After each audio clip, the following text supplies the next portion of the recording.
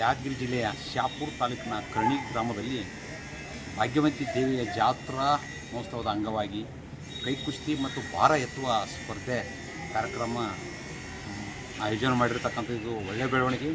ಆದರೂ ಪ್ರತಿ ಜಾತ್ರೆಯಲ್ಲಿ ಕೂಡ ಈ ಟೈಪ್ ಮಾಡೋದ್ರಲ್ಲಿಂದ ಈ ಥರ ಮಾಡೋದ್ರಲ್ಲಿಂದ ಆ ಗ್ರಾಮೀಣ ಭಾಗದಲ್ಲಿರ್ತಕ್ಕಂಥ ಕ್ರೀಡಾಪಟುಗಳಿಗೆ ಆಗಲಿ ಅಥವಾ ಕುಸ್ತಿ ಪಂದ್ಯದಲ್ಲಿರ್ತಕ್ಕಂಥ ಯುವಕರಿಗೆ ಭಾಳಷ್ಟು ಅನುಕೂಲ ಆಗ್ತದೆ. ಇದು ಎಲ್ಲ ಜಾತ್ರೆಯಲ್ಲಿ ಇಂಥ ಆಯೋಜನೆ ಮಾಡೋದ್ರಿಂದ ಭಾಳ ಒಳ್ಳೇದಾಗ್ತಕ್ಕಂಥ ನನ್ನ ಅಭಿಪ್ರಾಯ. ಅದರಲ್ಲಿಂತ ಏನಂತ ಯುವಕರು ಏನದಂದ್ರೆ ದುರ್ಚಟಲಿಂದ ದೂರ ಆಗ್ತಾರೆ. ದೇವರ ಭಕ್ತಿಯಿಂದ ಏನಂತಂದ್ರೆ ದುರ್ಚಟಲಿಂದ ದೂರ ಆಗಿ ಆರೋಗ್ಯ ಸದೃಢವಾಗಿ ಇರ್ತಾರಂತಕ್ಕಂಥದ್ದು ನನ್ನ ಅಭಿಪ್ರಾಯ.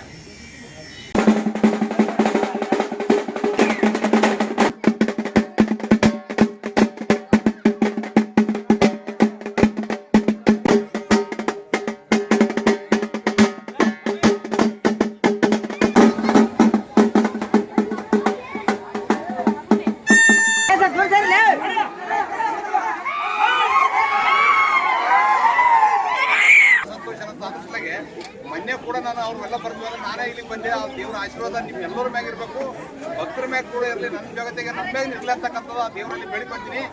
ಒಂದೇನದಂದ್ರೆ ಈ ಕೈ ಕುಸ್ತಿ ಆಗಿರ್ಬೋದು, ಭಾರ ಎತ್ತುವುದರಾಗಿರ್ಬೋದು, ಇದು ಸೋಲು ಗೆಲುವು ಎರಡೂ ಸಮಾನಾಗಿ ಸ್ವೀಕಾರ ಮಾಡಬೇಕು.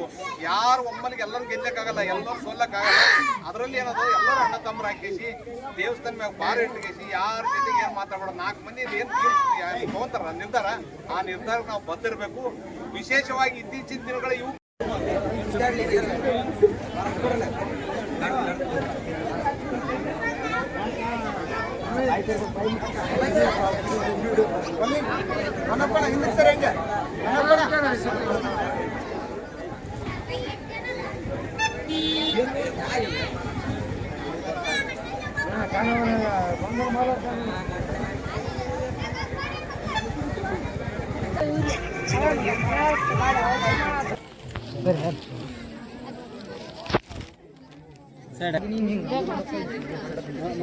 ಅವೆಲ್ಲ ಪಂಚರ್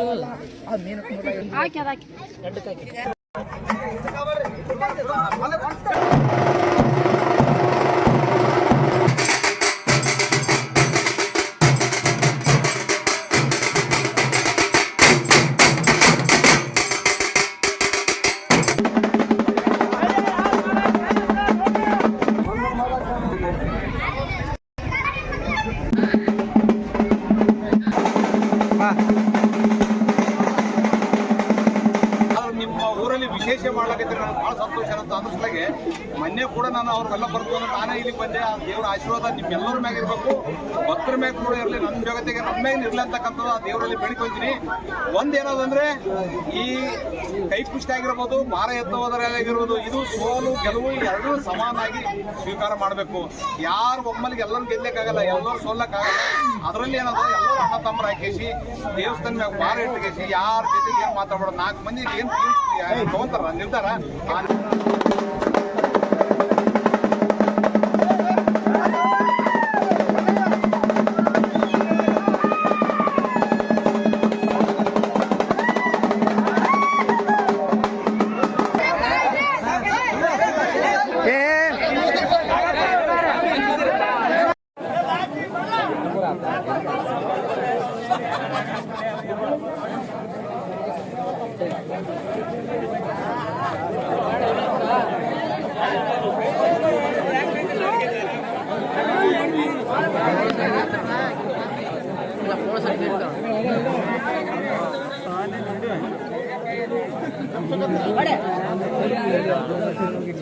ಅಕಡೆ